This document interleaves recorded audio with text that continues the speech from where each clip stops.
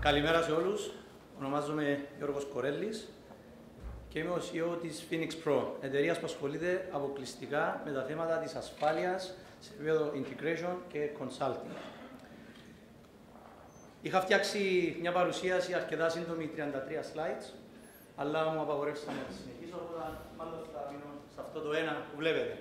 Θα σας μιλήσω μόνο για το innovation. Πρώτα απ' όλα θέλω να σας πω ότι κατά τη γνώμη μου δεν είναι innovation. Innovation δεν είναι το repackaging σε επίπεδο marketing. Να αλλάξουμε κάτι σε όνομα δεν είναι innovation. Innovation δεν είναι το να φοβόμαστε νέες τεχνολογίες.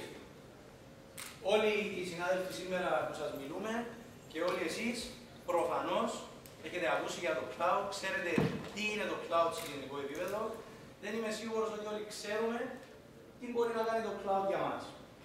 Εξού και όλοι εμείς στεκόμαστε μπροστά μας για να σας δείξουμε κάποιες από αυτές τις ιδέες. Αλλά σίγουρα το να φοβόμαστε την αλλαγή δεν είναι innovation.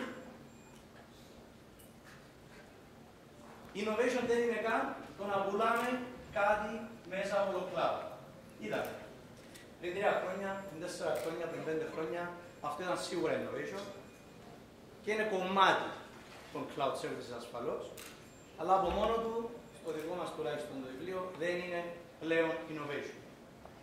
Και σίγουρα για τους ανθρώπους σε αυτό το χώρο που έχουν ευθύνη να παίρνουν αποφάσεις όσον αφορά το που πάει ο οργανισμός τους, επιχειρηματικά αλλά και τεχνολογικά, η προσέγγιση του, αν δεν έχει σπάσει μην το φτιάξεις, σίγουρα δεν είναι innovation. Είναι safe, αλλά δεν είναι innovation. Τι είναι innovation? Innovation είναι το να αγκαλιάσουμε τις τεχνολογικές δυνατότητες που μπορούν να μας δώσουν υφιστάμενες και νέες τεχνολογίες. Innovation είναι να προκαλέσουμε το status quo, να πούμε ότι σίγουρα υπάρχει καλύτερος τρόπος να κάνουμε κάτι που τα τελευταία 15, 20, 50 χρόνια για κάποιες περιπτώσεις το κάνουμε με τον αλφα τρόπο. Αν όλοι εσείς δεν πιστεύατε σε αυτό το πράγμα που είπα τώρα, δεν θα ήσασταν καν εδώ. Innovation είναι στο επίπεδο της τεχνολογίας να σκεφτούμε διαφορετικά. Να σκεφτούμε με έναν τρόπο που λέει και καταλήγει ότι εμείς θέλουμε να δώσουμε τη δυνατότητα στο business να πετύχει τους δικούς της επιχειρηματικούς στόχους.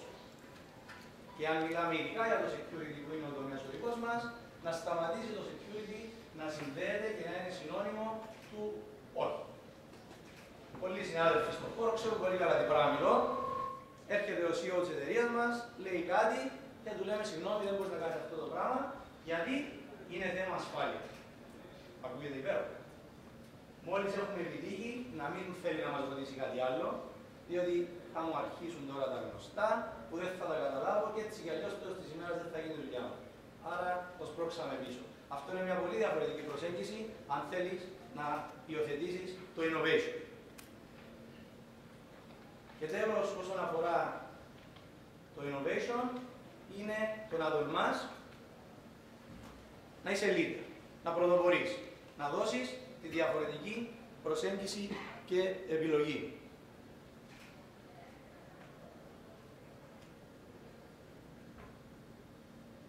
Οι οργανισμοί μας πλέον είναι κάτι σαν αυτό που βλέπετε.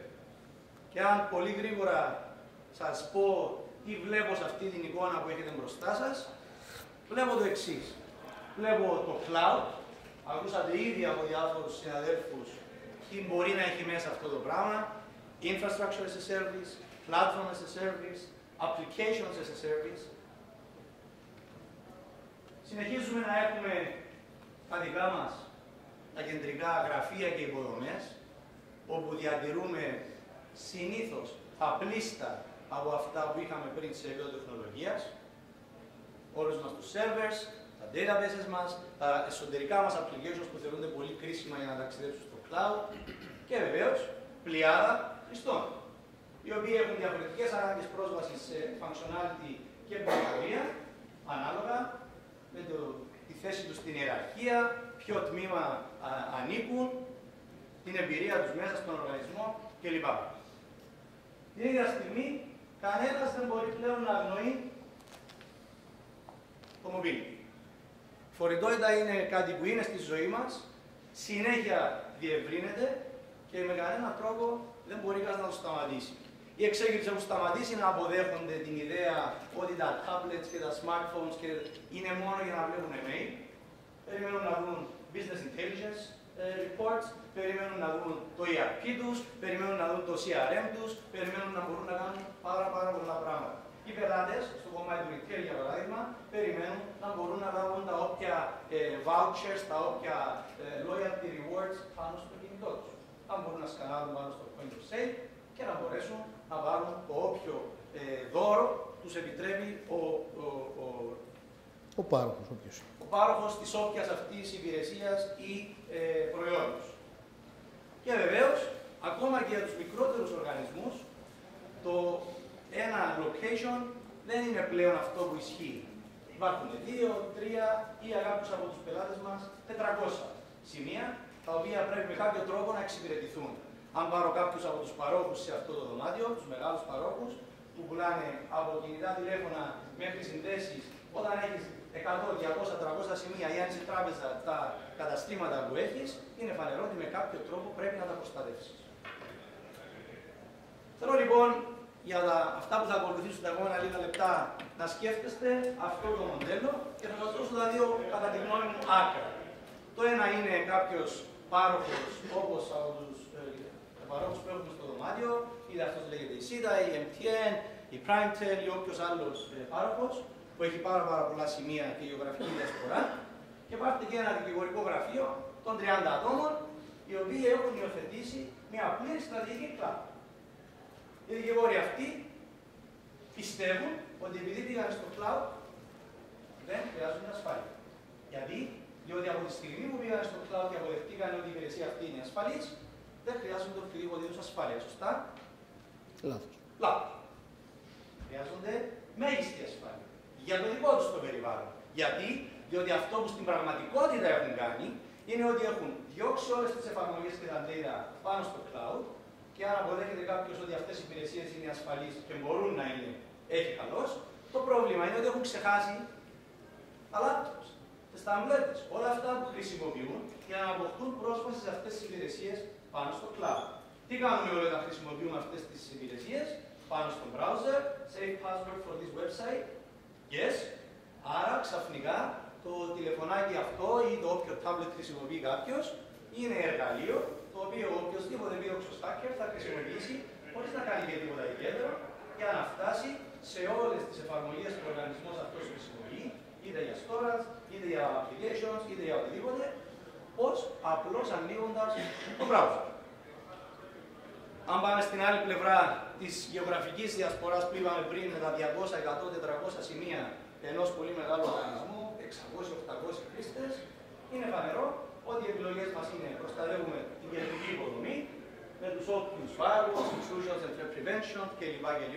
Mail security και web security και εμπιστευόμαστε το γενικότερο σύννεφο που υπάρχει όσον αφορά τις διασυνδέσεις, πως είναι ασφαλές και επομένως φέρνει στο κέντρο με ασφαλή τρόπο τα δεδομένα και τους χρήστες αυτούς.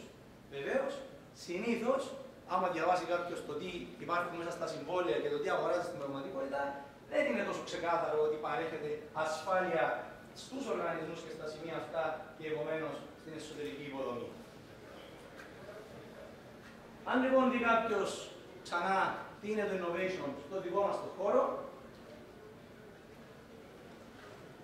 πρέπει να σκεφτεί το vCloud.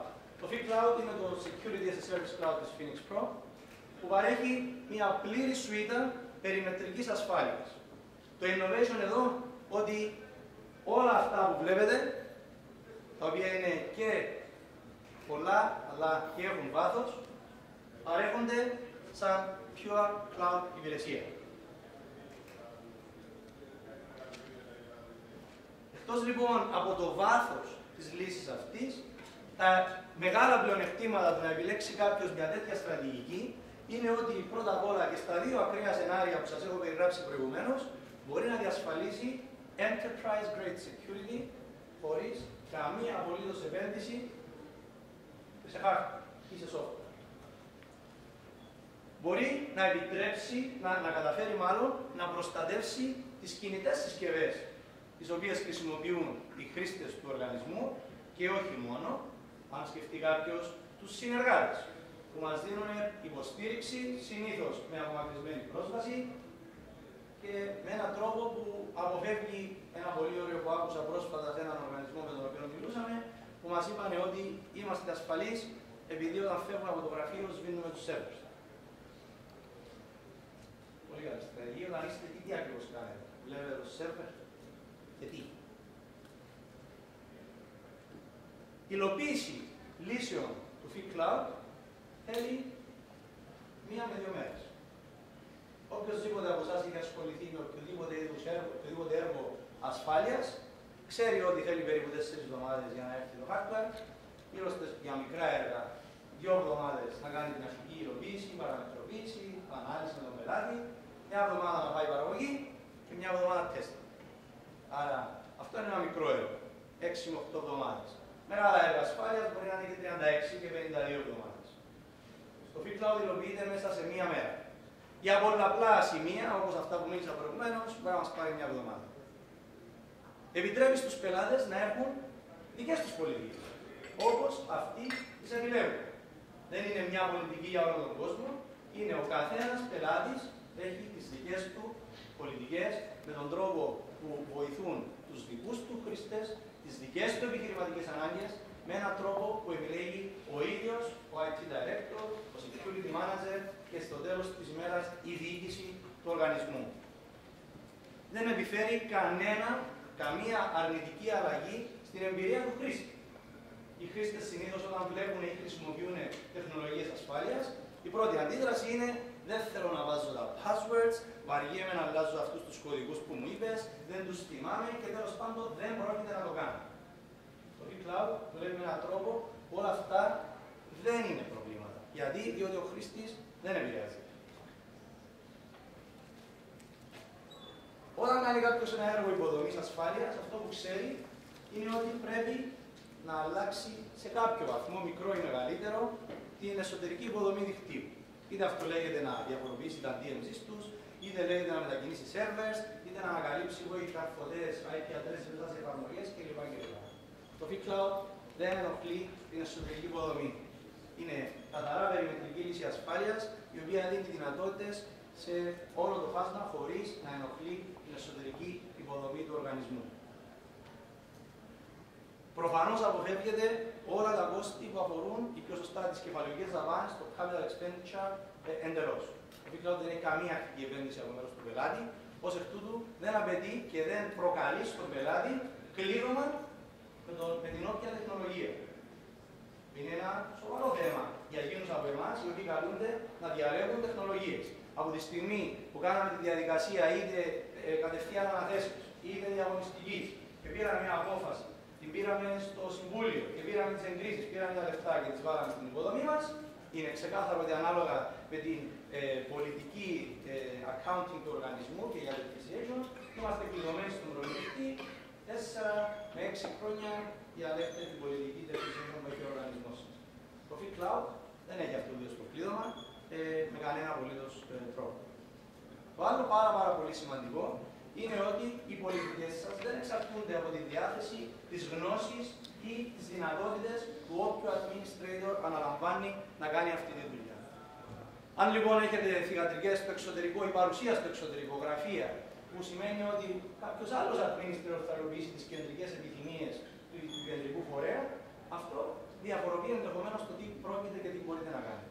Ξανά, το FeedCloud δεν έχει αυτό το θέμα, διότι είναι μια λύση με γεωγραφική διασπορά και που μπορεί να παίξει πάνω από οποιαδήποτε γεωγραφικά σύνορα, καθώς είναι μια pure cloud-based λύση. Και τέλος, το γεγονός ότι η Phoenix Pro είναι ήδη certified από το 2011 με το 27001 που είναι το de facto πρότυπο για την ασφάλεια διεθνώς και βρίσκεται στη διαδικασία Equilibrium Certifications, αποδεικνύει γιατί μπορώ να σταθώ σήμερα μπροστά σας και να σας πω ότι το innovation είναι κάτι το οποίο στο τέλος της ημέρας πρέπει να αποδεικνύεται και όχι απλά να το λέμε. Σας ευχαριστώ πάρα πολύ.